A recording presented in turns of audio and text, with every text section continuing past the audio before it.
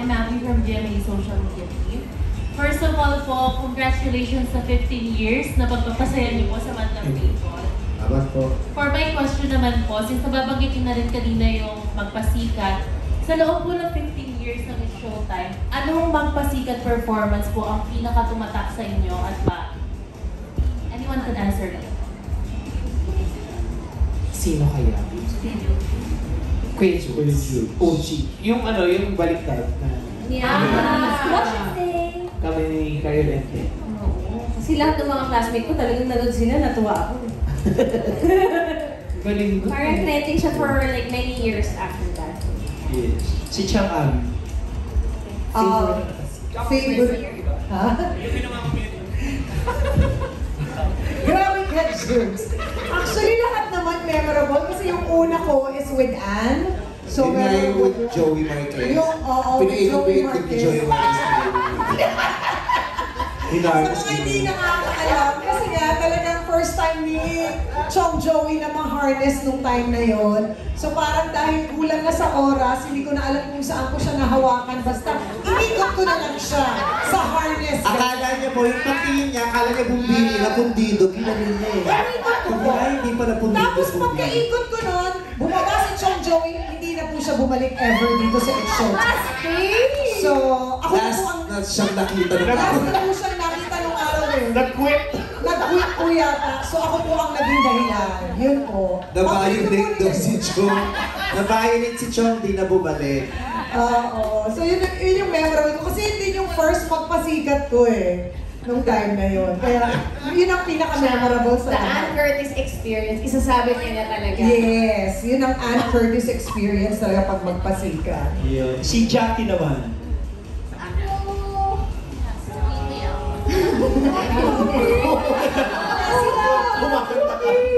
Hindi. Ako, bago pa ako makasali dun sa mga performances din, gusto ko na talaga yung performance nila Kuya Jux, yung baliktad. Kasi yun talaga yung parang, ang galing, paano naisip yun? Ba't nila ginawa yun? Nababaligtarin mo yung ipapalabas mo dun sa ano, pati yung mga salita. Na parang alien-alien yung mga salita. Pero pag, nung pinlayback na, yun pala yung theme song ng Showtime. Talagang nagmarka talaga na, Showtime magpasikat. Ganyan pala yun. Parang unexpected na yun pala yung magiging kalabasan ng ano. Urado ako nun, hindi ko maintindihan kung ano yung sinasabi nila eh. Urado ako nung time na yun. Galing no? Thank you, Chang. Magaling yun. Pinapanalo ko sila doon. Thank you, Chang. Ako para sa bukas. Si Quiz Ryan. Ano ang yung favorite na pasikat? Siyempre, kasi bini-wish ko talaga. Kasi lagi po 5 team po yun eh. Lunes hanggang Friday. Pero kahit third choice, never ako na-experience. Kahit second, hindi pa ako naka-place. Pero kami ni Kuya Joe, nag-champion pa. Kaya hindi po, talaga grabe yung saya ko. Grabe. Tsaka sobrang po ako masaya. Hindi ko akalain na ganun pala masaya pag champion ka magpasikat. So, sobrang happy, hindi ko makalimutan. Basta kwarto ko pa yung championship. Kaya, Alam mo na, best friend, ang pinapanalo ko kayo noon. ay ikaw, Kurado ako. Thank you, Darren. Pangit mo mag-judge. Kurado ako. yun po, hindi ko po makalimutan. Habang buhay po yun, hindi ko po makalimutan. Congrats! Champion kami ni Kuya. Umiyak ka nun eh. Sobrang saya. Thank you po. Thank you. Si Kuya Bong. Ako siguro yung last year, yung AI, yung tribute sa mga comedians. So, Kung memorable yun, nag-away-away kayo nun after yun ang sa winner. mama yung loob kasi hindi ko na loob.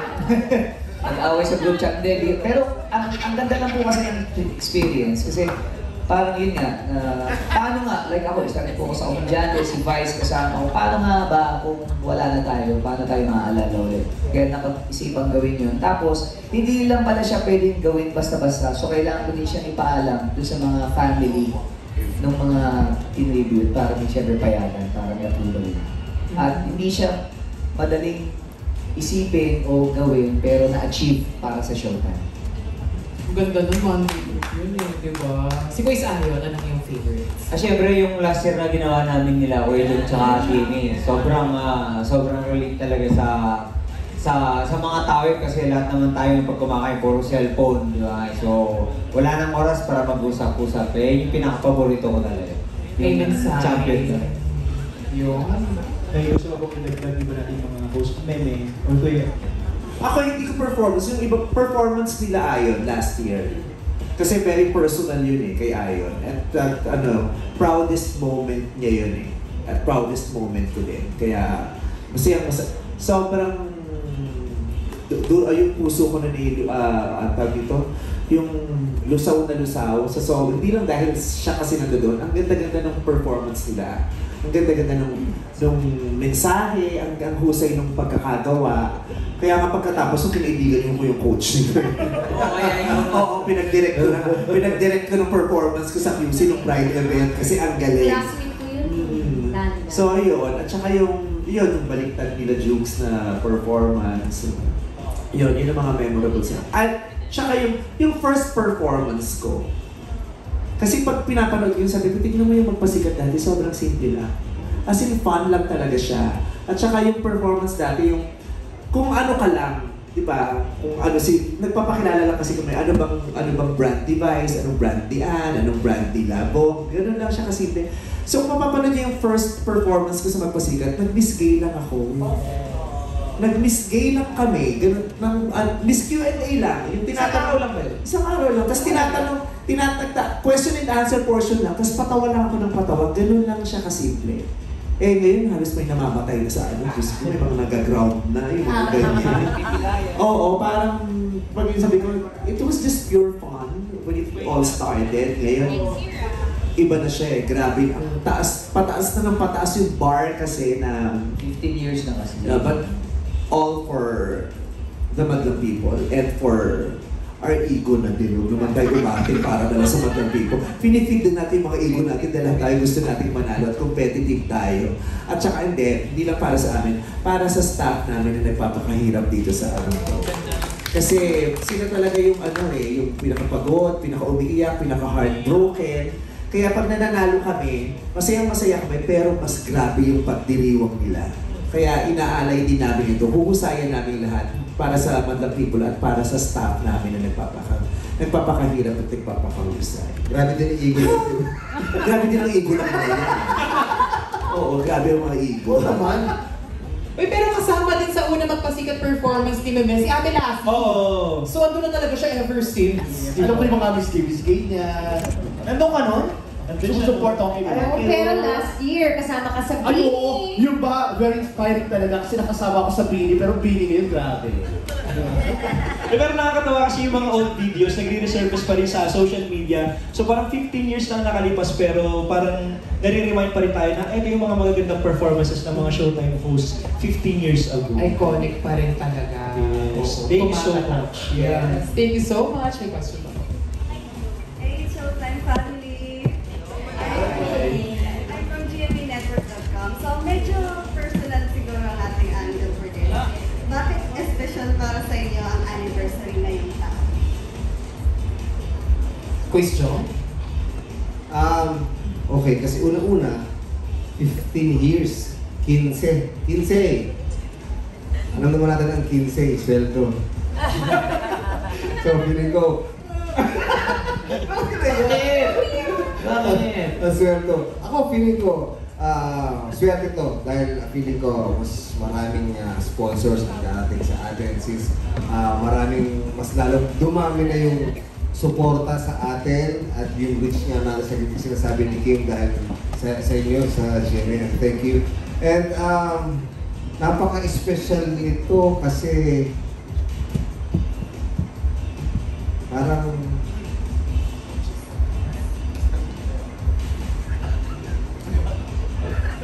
sabihin mo. Ayun. Ito mo lalakapin natin na basta at least umabot kami ng 15 years. Yeah. Maraming salamat. Pag tinaningan ka ba rin na? Sabi mo nagkabot. Hindi, kasi alam mo naman sa mga comment nyo sa social media, di ba yung mga haters, yung mga gano'n, parang wala, hindi na yan, wala na yan, ganyan na lang yan. So, actually, yung mga ganyan mga mensahe, yan yung nagpapatag sa amin. Kasi, hindi nila alam kung ano yung nabuo namin dito sa Showtime. Bawat isa dyan, kaya kami nagtagal, mahal ang pamilya to, mahal ang Showtime, kaya ginagawa yung best nila. para magpatuloy kami makapagpasaya. And para kaming alak, no? 15 years mas suwabe, mas masarap, and habang tumatagal, mas sasarap pa yan. Kaya maraming salamat sa bumuo, sa gumawa ng alak na to, ang madlang dito. Sarap! Madaling na. Can I add something? Can I add something? Yung showtime po, dapat 13 episodes lang po siya. Tapos tape. Tapos every Saturday, 9 to 10 p.m. or something. So after that, it's all gravy. So thank you so much. Dito pa rin tayo after 15 years. Dagdag ko lang din, kasi special to dahil nadagdagan tayo ng taon, nadagdagan din kami ng miyembro. Kaya dito po si Darren, pumasok po sa amin. Oo nga, ako 2 years pa lang, so hindi pa masarap. Paano lang ako? Wala pa ako isang taon. Wala pa ako Hindi pa rin ROI. Hindi pa kami masarap. At saka kaya siya masaya, masarap, kaya siya heartwarming. Matapos ang 15 taon, pag tumingin ka sa paligid mo, di ba? Pag sa dami ng mga nangyayari, kahit sa personal na buhay, pag nagpa-birthday ka, di ba? Ano, pag tumatanda ka, o may milestone na nangyayari sa buhay mo, nagiging special siya the moment you look back. Di ba? Pag naisip mo, ano ba mga pinagdaanan ko sa mga nakalipas na panahon? Tapos kaya siya naging special pag lumingin ka sa lahat ng bahagi ng paligid mo, pag nakita mo kung sino pa rin yung mga taong nandoon sa tabi mo at nanatili. At masasabi mo, napakapalad mo, no? Dahil hanggang ngayon, may mga nananatili pa rin na makapiling ka sa likod ng mga nangyayari sa buhay. Pinipili kang samahan, pinipili kang mismo. Hanggang sa araw na yun, hanggang sa umabot ka ng 15 years, ikaw pa rin yung pinipili at may mga natitira pa rin na nanatili pumipili sa'yo. Yun ang nagpapasarap sa pagpiliwan nito 15 years. Ang sarap kasi pakiramdam na pinipili ka araw-araw. Ben and Ben? Hindi, pero maraming salamat sa message ni Mele. Si Sir Ogie naman. Ganito kasi, special sa akin kasi nasamahan ko itong mga kaibigan ko noong mga panahon na ang hirap, pandemya, tapos nawalan kami ng franchise. Pagkatapos, halos nawalan na kami ng bahay, di ba? So, it's a special celebration dahil, alam mo yung mega classic, kasi pantingin ko sa kanila, para mga kaklase ko, yung kasama araw-araw. Parang gano'n. Grabe, ang late mo naman nag-enroll. Ano ako, late enroll, tsaka galing pa ako sa ibang school, di ba? Transferee. Pero yung kasama mo araw-araw, so pamilya mo na talaga sila eh. So yung celebration na yun, na dumaan kami sa masidhi, mahirap, malungkot, kakabagot na mga pangyayari sa buhay namin. At napagtagumpayan at syempre na-bless ng Panginoon. At dahil na rin sa pagsisikap namin at sa pagmamahal namin sa trabaho namin, sa pagmamahal namin sa Madlang People at sa aming mga kasama dito. Andito kami. I cannot think of any better way to celebrate, the reason to celebrate than that. So for me, it's a personal thing. So yun. Thank you so much, Sir Ogie, and maraming salamat po sa ating GMA Web team. Thank you so much. Thank you so much, mga kapuso. Thank you! Ngayon naman ang ating mga kapamilya sa ABS-CBN News Digital. Hello po sa inyo. Maaari na kayo magtanong. Ayun. Nag-ready siya. Ayan.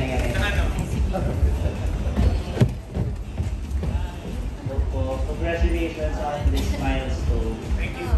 Siguro yung question to that, I want to ask about your magpasikat numbers. Pero para din ako yan, if you would like give a word as really... Sean! Ganda na yun! Sean is a word sa papakita po namin sa magpasikat. Sabihin ko ba? Wala ka.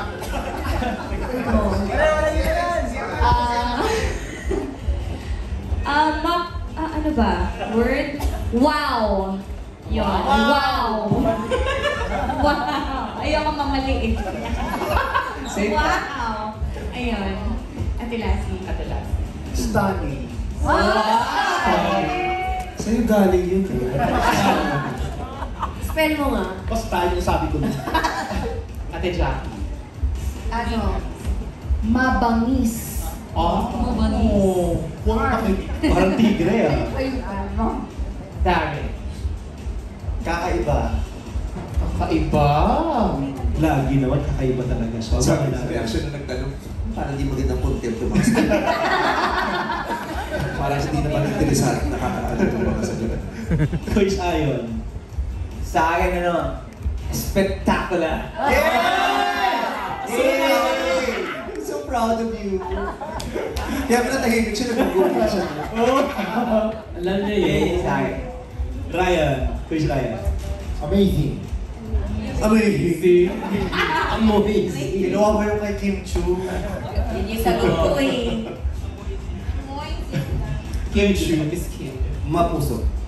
Mapuso. Mapuso. Mapuso. Sa akin, Fearless by Taylor Swift. Sa amin, mas mapuso. Quiz mo. Bus amazing. Sana mo na kung sino mga tina-target ko. Tina-target siya kung tina-target. Sir Robbie. Lantaran. Na-intriga kayo. Kaya pala tayo sa gym, ha? Ate Gay. Piniga. Ano Piniga? Piniga. Parang sampayaman, piniga. Pinigao na Monday ito, ha? Grabe kakagalan. Siguro mga Tuesday to Friday group. Ito si Quiz Jukes. Ano yung one word to describe ang inyong magpasika experience? Mapanghi. Mapanghi? Magbulgas. Yan si mapanghi. Paano yung alam na number one? Ano yung one word? Cute. Cute lang. Cute. So, mga natin talaga mga performances. Maraming salamat po sa inyo. Thank you so much. Hindi ba ako mag-follow up? Just one. Siguro among the other hosts, sino yung feeling nyo this year ay pasabog or inaabangan nyo sa other numbers from the other teams? Ako po si Bestie kasi puro pasa yung ano niya. Puro siya pasa. Uy, pati yung pasa. Hindi, ano ba yan? No pain, no gain. Tama. Bakit ang puro game? Hindi, lahat naman kami talaga sobrang pinaghahandaan yun. Dugo at pawis talaga yung paghahanda namin. Na parang Miss Chen, kinikusyon namin, bakit marami ito ginagawa? Ano bang kapalit nito? Wala. Ano lang talaga. Sadyang gusto lang talaga namin magbigay ng spectacular experience sa Madlang people for the entire week ng Magpasika. Si Jukes at saka si Teddy, alam ko na kung sino inaabangan nila. Sino? Si Ann. Darating. Next week pa. Next week pa. Kasi namamatay-matay na lang si Ann Curtis wala pa. Si Ann Curtis nakaganyan pa rin sa Paris. Siyempre. LB, Mochi. So inaabangan siya ng lahat. Ako, ang inaabangan ko yung team nila.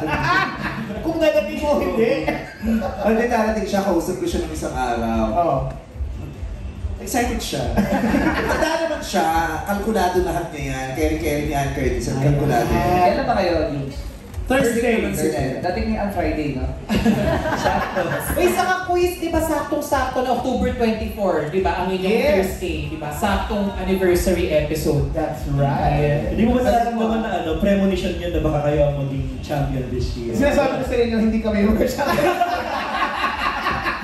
Sino mo? Yung lang susuko. Yung lang kami this year.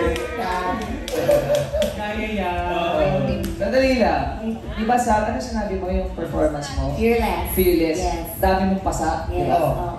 Kakampi mo si Kim? Ba't wala kang pasa? Tinatago ko. Mga pasa ko na sa puso. Hindi kita.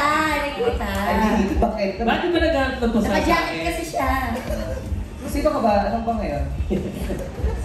Ano ka ba ngayon? Bakit ka ba ni Annie? Ay, alam mo ba sa aling pasali, hindi ko akala niyo kontur yan. Pasasa mo kaya. May mga ibang tao, ha, guys. Ay, sorry. Si ano kasi si Ogie, di ba, very, tag dito, prominent yung cheekbones niya. Kasi magaling siya mag-contour. Abangan niyo ang magpasikat niya. Ano yan? Contortionist siya. Isa siyang contortionist. Yan ang joke. Ganyan mag-joke. Hindi yung mga sinasabi mo. Oh, mahit siya mag-contour kaya di ba? Ang dami niyang concert kung saan-saan. Concert tour, contour. Pero yung mga pagpasikat performances namin, huwag niyo naman asahan lahat talaga yung tag dito, yung agaw buhay, yung identifying. Siyempre ano to, may variety, may cute, may heartwarming, may sweet, may masarap sa mata, may masarap sa tenga, may masarap sa puso, may mga sobrang galing, may mga hindi masyadong magaling. May mga hindi masyadong magaling. Iba-iba siya, kaya huwag kayo, i-expect nyo na iba-iba yung damdamin na mananaig sa inyo everyday. Meron na kayong ikinaaliw nyo, may ikinabaliw ninyo, ikinatakot ninyo, ikinabigla nyo. Pero lahat para ikasisiyan ninyo. Kompletos recados, ika nga. Tsaka si Kuya Jong, baka kung mag-champion to this year, 3-peat na. Hindi, wala. Back to back kasi champion Ay, to naku, eh. basta ako, relax lang ako yung dalawa. Yung dalawa yung mapapasikat talaga Champion dyan. na ulit, tatlo na. Oo, yung dalawa. Pero ako inaabangan ko, team nila Puispong.